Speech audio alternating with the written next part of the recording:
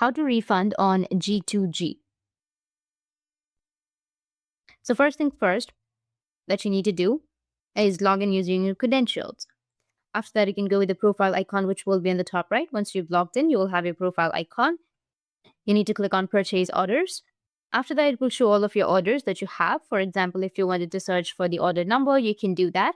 Press the enter and click on the specific order to review the order status, like delivered. It is going to be like preparing, delivering, completed, or cancelled, and a lot more.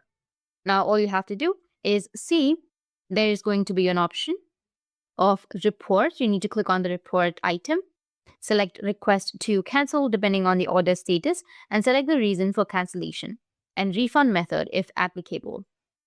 Now, once the refund has been successful, the refund will reflect on your balance. That's it. And if you have any questions, feel free to comment below. Thanks for watching.